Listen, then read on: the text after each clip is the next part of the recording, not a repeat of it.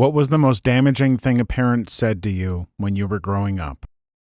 Hey everyone, quick content warning. This video is going to have, unfortunately, some assault, along with physical and mental abuse. A lot of these stories are pretty dark. I even kind of questioned whether or not I wanted to do this thread. But I've seen things where, sometimes sharing these stories can help people.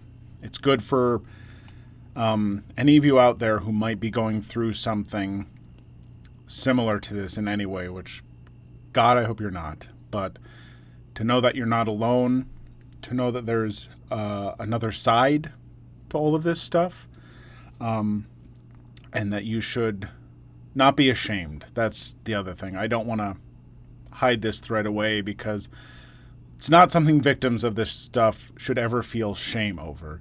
You should be able to go to someone that you trust, report on this, get help as soon as possible. So yeah, sorry. Really long opening spiel, but this video is taxing. Story 1. Not directly said to me, but being 13, coming home to my alcoholic mother's self-termination note on the kitchen table. It essentially told me my dad, he should have married ex-woman who he cheated on with her years later, had some strange goodbyes and FUs doled out in his direction. I'd never run up that flight of stairs so fast, found her face down in bed, didn't think she was breathing, empty Magnum bottles of wine strewn everywhere. After jostling her for a while, she finally stirred and I knew she was alive.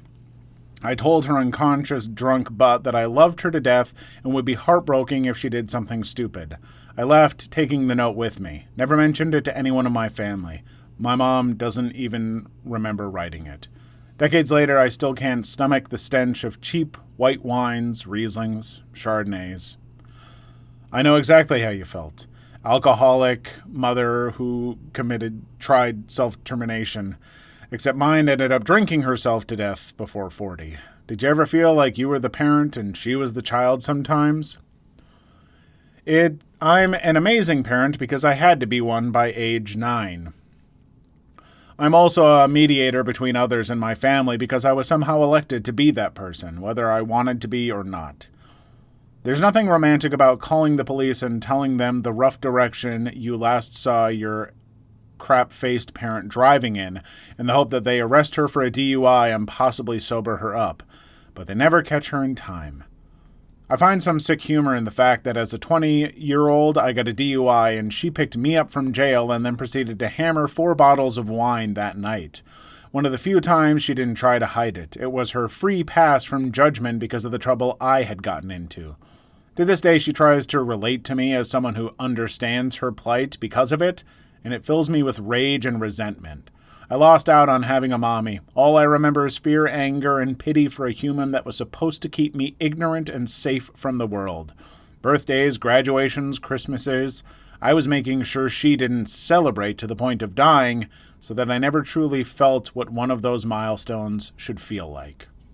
It cannot possibly be easy for a child or even an adult who has a parent that is dealing with alcoholism or depression. I mean, those are really terrible diseases, really, that are hard enough for a person to be dealing with. But for a child to have to deal with that kind of stuff is heartbreaking. And so if you're a younger person and your parent is dealing with this kind of thing, I know you want to be there to support them, but please be conscious of your own safety and well-being. And if you need to get a hold of a family member or a friend with parents that you can trust, something, and just, tell them, maybe you need to get out of there because maybe your parent just needs to go to rehab or therapy or something. I don't know, but just don't be quiet about that kind of stuff. Contact someone if you need to. Story 2. I was abused by my older brother for several years as a child until he moved out, and never told my family. I ended up actually forgetting it ever happened until 7th grade. I assumed I repressed it. Well, I told a close friend, and she took me to see a counselor who went to her church.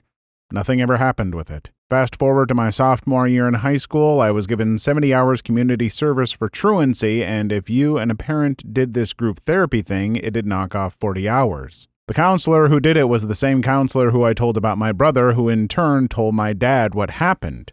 His response? That explains her grades. I cried about it for weeks. Edit, my mother was worse than my dad, and I want everyone to know I don't hold what my dad said against him. My mom is a crappy person in general who makes my distressed dad sound like parent of the year. When she found out, she cried for about 2 minutes, sucked it up, and then explained that her mother, herself, and I were all abused by a family member, and that we got over it, and so should you. This just didn't hurt my feelings much because she was always rude. I told my mom the babysitter put his penis in my mouth. Shut the F up. Don't spread lies about people. He made me talk on the phone while he went to a different phone in the house and pretended to be a doctor, saying that this would make his tummy feel better. Even made my brother do it. 20 years later, and she still won't believe it. But she's a self-centered bee who had me way too early. When my brother and I moved out, she went mentally backwards to relive her 20s and F everything that walks. I also grew up with her and her mentally abusive boyfriend having bloody fights every week. Cops were at my house every single week for 7 effing years. F my childhood. There's just not a whole lot that I can say about this that I haven't said with the previous about telling someone that you trust.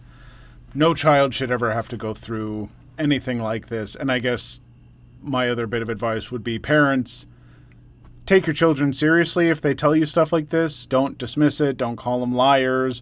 Don't make jokes about it. This is traumatic stuff, and you need to believe them.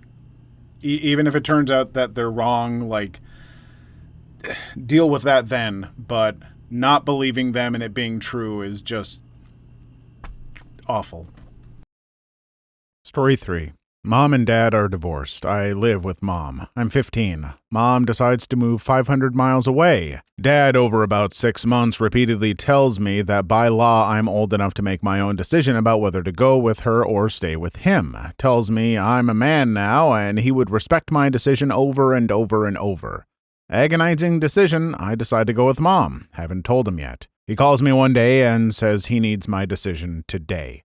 Picks me up and takes me to TCBY. In the car, he tells me again to not be scared. Either decision is okay. I'm a man now and he will respect the decision. In tears, I tell him I'm leaving. He immediately reaches in the back seat and hands me an envelope. I open it and it is a summons for me to appear in court the day before we leave. Had to get up in court and say I wanted to go with my mom.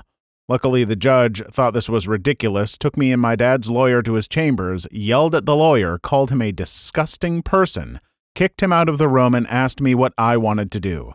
I said, go with my mom. He said, cool. Walked out, left the next day. I've had a hard time making adult decisions since that day in the car. I'm 40. I had a somewhat similar experience. My mother and her lawyer asked me who I wanted to live with when I was 7, and because she was the person in the room and I didn't want to disappoint her, I said I wanted to live with her, even though I had a better relationship with my dad. A year later, my dad died alone and his body wasn't discovered for days. Still haunts me that, if I had been asked in a more fair way, he might have had someone there to help him and he might have lived.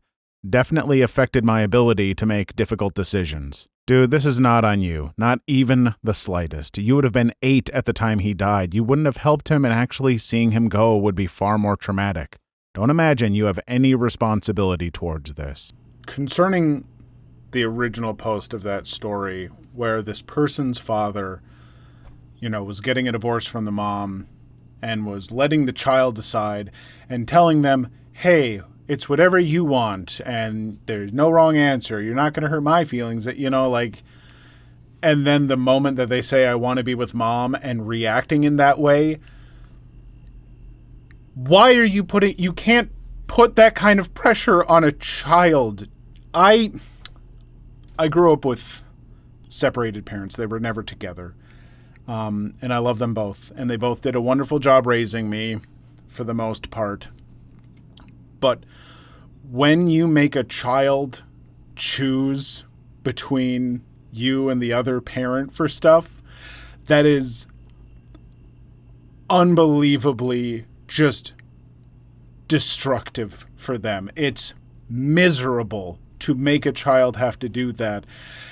And granted, yes, they were old enough to where now that was their decision to make, and you let them make it, which was hard enough for that child to have to do. But then the moment they do make that decision, to put that on them with that letter and the court and stuff is gross.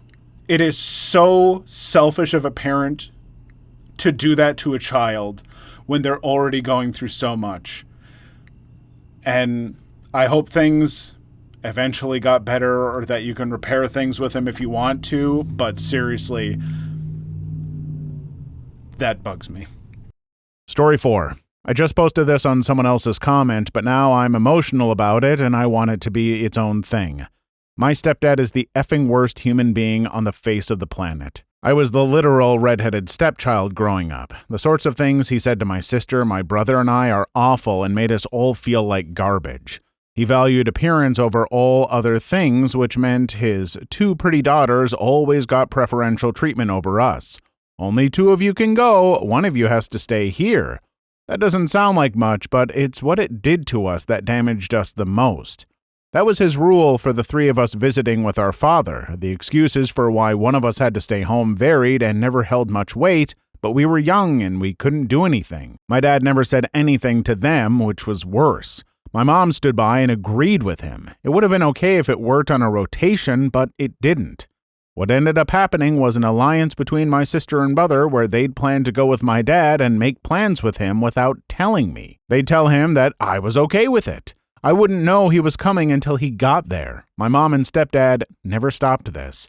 They knew what was going on, and they still let it happen. They wanted it to happen because that meant they could drive a wedge between one of us and our dad. I got so upset once that I burst into tears right there and told my father that I hated him. And when my stepdad and mom tried to confront me, I told them that I hated them and their stupid rule too. I guess that was when they figured out that they were also effing themselves over instead of just the relationship with dad and us kids, because they were a little more lenient after that. Still, it taught me a lot about everyone involved. Now I think everyone is plotting behind my back and that people who care about me are just doing it for show. Thanks, Mason. I hope you effing rot. Story 5. My mom, like the rest of my family, has severe depression. I've always known since I was young, but all I knew was that she had to take medication and that she was sad sometimes.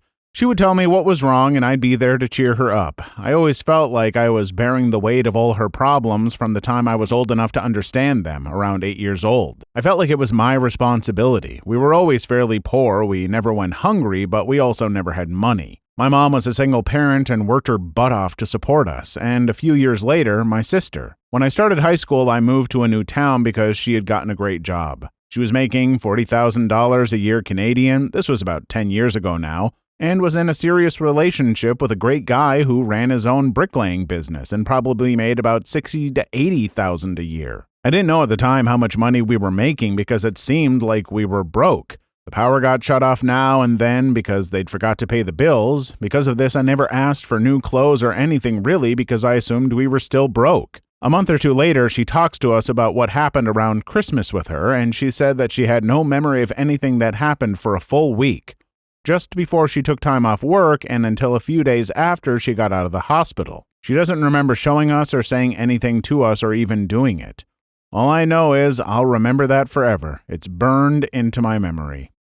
Story 6. When I was a kid, my dad used to hit me. I had to help him with his work constantly, and when I did something wrong, he would either mimic hitting and towering over me, and if he'd gotten angry enough, just hit me. Anyway, after a while, I started flinching over every sudden movement he did near me, and sometimes it was so bad that I dropped something or literally injured myself by moving into something. He thought it was funny. He made jokes to other people about how you didn't even have to touch me to injure me, I'd do it to myself. I was just a kid back then. It took me a couple of years to realize how wrong the whole situation was. The reason why I flinched was because I was afraid there was a slap or a punch or, yes, even a kick coming my way. That was the first thing of many that popped into my mind. What sucks is that I get these flashbacks of his actions and sayings sometimes, some that my mind had suppressed, and they just make me so angry. Direct quote would be something like this: "You don't even have to hit him, he'll injure himself." Hey folks, if you're dealing with something like this is still abuse.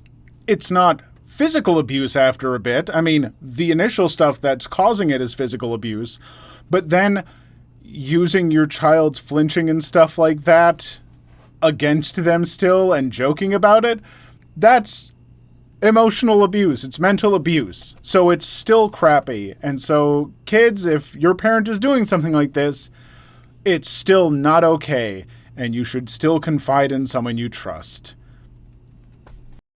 Story 7. It's nothing they actually said, but whenever I tried doing something new on my own that wasn't already expected of me, they just laughed it off. You want to exercise and eat healthy? Haha, don't be silly. You are not fat. I was. And then they maybe mentioned it at a dinner with family and friends for some more sensible chuckles. There were many other things like that, and while I'm sure they meant no harm, this caused me to do stuff on my own or do it when I was more mature, and I didn't care as much what people thought about me. Now, since I stopped telling them things, my parents know very little about me, and we have almost nothing to talk about. The only person with whom I can talk to more than a few minutes is my sister, since we never had this problem. I know what you mean. My family likes to do this a lot, and it's always so discouraging.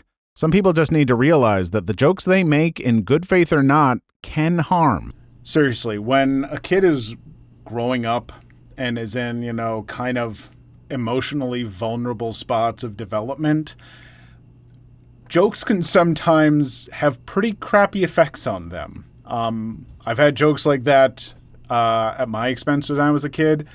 Parent didn't mean anything terrible by it, but it stuck with me enough to where it's like I really noticed that affecting me as an adult. And, trying to figure out, why am I like this as an adult? Oh, it stems from, the way that, a parent would joke about me and poke fun at me in certain ways or whatever. And I'm not saying that you can't joke with kids. Obviously you can, and obviously people are going to make mistakes, and I don't hold it against, my parents, that kind of stuff.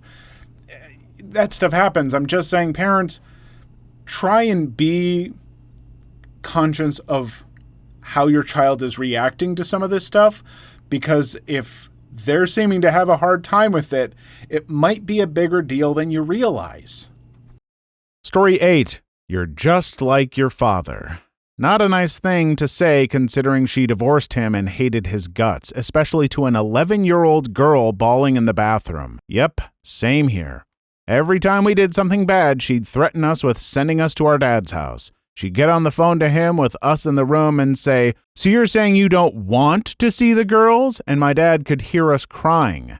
When we were out of favor with her, she would focus on our appearance and say, "You have your dad's nose." That's his surname, Nose. My sister and I grew up firmly believing that Dad had tried to kill Mom when they were married.